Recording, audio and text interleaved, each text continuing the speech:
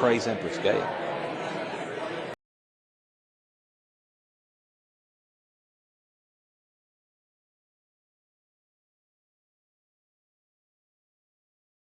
So I can get rid of Camila. I scowled at the Jesuit police officer. That should tell you something. You've let Camila into your house? No, officer. I could tell I was wasting my time with this officer, a Jesuit for sure. She somehow gets in my house. I don't know how. The officer laughed. Yeah, right. I did fine in the trailer until I got a jig as an actor for a movie. Then Camila always seemed to find me. The alarm never went off in my airstream, because apparently Camila knew this would implicate her. So because I had my airstream connected to the police department to arrest her if she entered, she never tried. I also wanted to make all my meals in the airstream so that Camila couldn't drug any of my drinks or my food. I love to cook anyways, so I felt safer making all my own food and spending most of my time in that airstream. I prepared all my food in that camper and never ate at home, because she always managed to break into my house. Often when I went to my Malibu house and looked inside a window, I saw her in there. So I finally concluded she could get in my house no matter what I did. That I basically had to surrender the house to her and live in my airstream to get away from her. I set up an alarm system in the airstream so that if anyone besides me entered that camper, an alarm would go off and the police would come and arrest her. That pretty much kept Camila out of my camper, and I brought it with me on all my shoots for movies and productions, so she had a harder time poisoning my food once I moved into the airstream. But it wasn't good that she was living in my house. I seriously thought about selling that house and to just live in the airstream. When my friends came over, I'd entertain them from my airstream, sleep there, live there. I'd park that airstream in the yard, and Camila was never stupid enough to try and enter that airstream. She knew the alarm was in there and about my contract with the police. I tried to sell my house because I was sick of Camila living in my house. But when I went to the realtor, Camila was there, waiting for me. She got behind me and put a gun to my back. You're not selling this house. If you do, I'll shoot you right here, and then I'll go for Gail. God damn woman, right in front of the realtor? How'd you know I was coming here? The realtor you hired is now a Jesuit. He'll say I had to shoot you in self-defense, Camila smiled. We knew you'd try to sell your house, because that's what Brent Spiner did with Laurie McBride. We studied Laurie McBride and Brent to learn how to deal with you. Her face brightened up like she got a Christmas present. The Jesuits have taken that into consideration and assured me I can always live at any of your houses. My God, the Jesuits own the world. I felt myself go pale. I can't even sell my house if I want to. And why have you plastered the goddamn tabloids with all these lies that I like you? I have freedom of speech. But it ain't true. I can't stand your guts. Defamation ain't freedom of speech. Camila smiled and twirled a rose around her finger. You know, you loved every minute of our glorious sex. Oh, God, I scraped my fingers down my face. How did I end up with a bitch like you? Camila patted her stomach. I am expecting your baby. You and I will have many babies together to torment Gail. I turned to leave, and Camila ran after me and shoved the gun to my back. The realtor grabbed me like a judo wrestler, and though I struggled, I was helpless under his grip. I felt like such a wimp and felt myself going further and further away from my self-image as the manly, honorable Texan I wanted to be. He strapped a bomb to my chest and shoved me into my pickup truck with the airstream behind it. The realtor took a picture of me driving the truck with Camila in the front seat with a big smile on her face. You're not going to your airstream tonight. You're coming home with me to your Malibu house. Camila broke out into a smile. By the way, Gail knows nothing about any of this, or the Jesuits will blow up her car. With a gun aimed at me, she forced me to drive to my Malibu house and shoved me through the front door, and we both landed in my living room. Sit down. She opened a box, stripped, and pounced naked to a box, and removed a cow suit, which she put on, spreading her legs in the air like a seductress as she dressed on my sofa. She lifted a cowbell from the box and swung it around, ringing it like church bells. She placed it around her neck, pounced onto the floor like a kitten, and then crawled on all fours towards me, a big smile on her face. The cowbell on her neck jingled as she sleeked towards me. On all fours in our living room, she said, "Matthew, get on me like a dog and make love to me. When I ring the bell, you ejaculate and let me milk your semen so we can make lots of babies to torment Gail." I didn't have a puke bucket and threw up all over the floor. I almost wanted to blow up rather than make love to the bitch. But Gail needed me to stay alive for her. It seemed the whole world was Jesuit, and they wanted to take over the world. I had to stay alive, and some way, somehow, Gail and I would defeat the Jesuit order together. Someday, somehow, I would leave this concentration camp.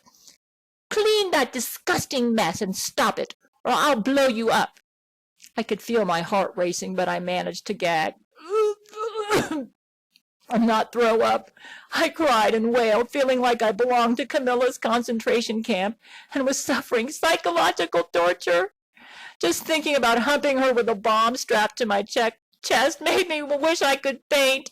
I went and got a mop and cleaned up my puke.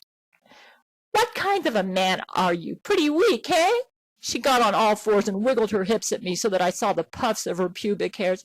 "Come on, doggy, hump me and let's make lots of babies to torture Gail with." She cackled like a witch again. I landed on her like a dog, but was crying so much I couldn't get it up. She reached for the button on her device to make the bomb go off. "If you kill me, you can't have any more sex with me." "That's what you think," she laughed. "Actually, that won't be a problem at all. You're disgusting. Still can't get it up?" "I'm sorry, Camilla. I can't. I hate this, and I hate you." She reached for her device and then changed her mind and flipped over, her breasts flipping up to the roof. "Let me show you how to make love to me, you wimp." A man entered the room, and when I looked up at him, my mouth opened wide, my jaw dropped. I almost fainted. He was the spitting image of me. He was chewing a stick of tobacco, and he spit some into the ashtray. Hey, Camilla, let's groove." He stripped off all his clothes, and a giraffe entered the living room. He humped on the giraffe and began thrusting motions into the giraffe's vagina with Camilla taking pictures. "Oh, these will be lovely additions to my collection. So much evidence in case Matthew decides to take me to the police." Camilla cackled and laughed. She got on all fours on the floor, and my clone humped on her and made love to her like a rabid dog. "Ooh, I'm getting all excited," she said. "This is so cool." My clone came to me, still chewing on some tobacco. "Okay, bud, I'm leaving. Now, if you don't perform as Camilla wants, then you go, and I take your place. Get it?" He broke into a big smile, exposing all his teeth, so it seemed his entire face was all teeth. He winked at Camilla and gave her a thumbs up. "Oh, won't it be awful the day that Matthew McConaughey dies, and the next day in the tabloids it's announced that Matthew has proposed to Camila Alves." "You can't do this to Gail. That's defamation. It's not true." My clone's boots clicked as he watched away. "Go get him, girl. You have freedom of speech and the right to bear arms as a member of the Jesuit militia." I saw Camilla reaching for the button on her device. She got on all fours again and swayed her hips at me, the cow suit covering all her body, though she wore no underwear. I got on her from behind and closed my eyes and imagined she was Gail and entered her. She rang the bell. And I ejaculated. I felt like I was going to the pits of hell, crying the whole time. The robot in the corner with the camera moved about us, and flashes went off at 5-second intervals, almost in rhythm to my humping onto Camilla. I decided to look up Brent Spiner and ask him how he dealt with Laurie McBride, so I could prepare for whatever the Jesuits planned to do to me next. Brent and I cried together. We both loved Gail, and both got hitched up with their Jesuit bitches, the nastiest bitches on the planet, who forced us to have their babies. Okay, Matthew, I'll try to help you, but tell me how you've been dealing with Camila thus far. She always manages to find me. She always knows what movie I'm working on and how to find my location. I don't know how she gets into all my locations for shoots when I do my job as an actor. I sometimes wished I could quit being famous and go into another line of work. But then I could end up like Gail, so poor she had to file for bankruptcy. Oh, yeah, it's awful what they can do to your career, Matthew. Look what they've done to me. Brent got real quiet, hung his head. You see, I wasn't quite as famous as you when they got me, so that gave them an advantage that they didn't have with you. I have to play their game, or they'd say I went off the deep end and they'd destroy my career that way.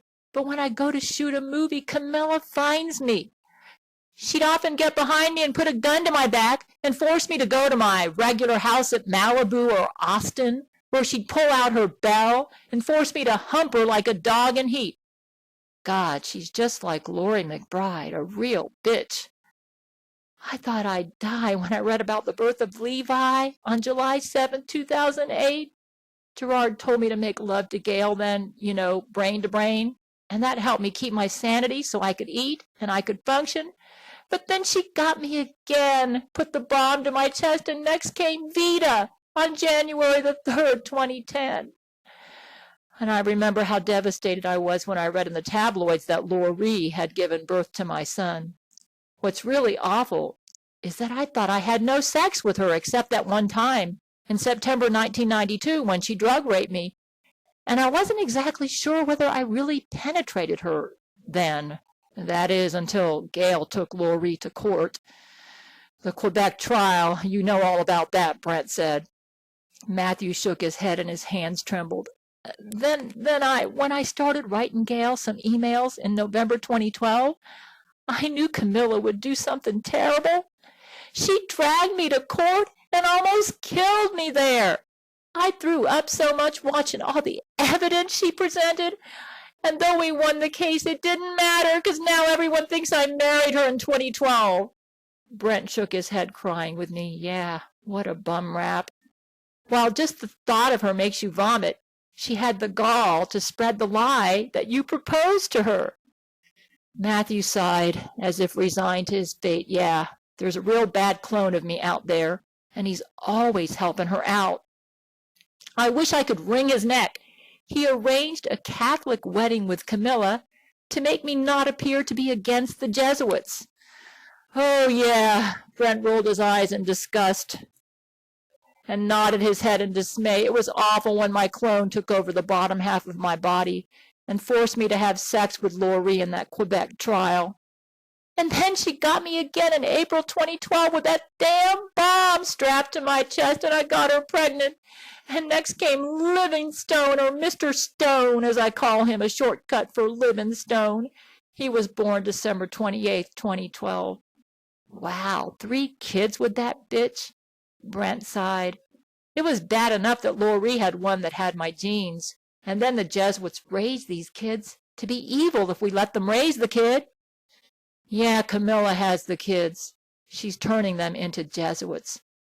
Jesuits are such rapists and sex maniacs. They make millions of kids. The world is overrun by Jesuits now, and everyone thinks freedom of speech and the right to bear arms applies to the Jesuits, because it seems that just about the whole world is Jesuit. And they use their clones of us to marry their female agents and plaster the wedding all over the tabloids. Freedom of speech, they call it. Brent nodded his head in disgust. Yeah, I feel so bad for the kids they create. God knows what they will turn into. I tell Camila that a criminal doesn't have the right to bear arms or to have freedom of speech. Camila then states that the Roman Catholic Church is not a criminal organization, and she belongs to the Jesuit militia, a righteous organization that supports the U.S. Constitution. Oh, God, Brent sighed. Camila and Laurie McBride are just bitches, spouting holy-sounding jargons to justify their crimes. I never agreed with Gail in her book Silver Skies about the right to bear arms, but I still love Gail anyways. Husband and wife don't have to agree on everything to love.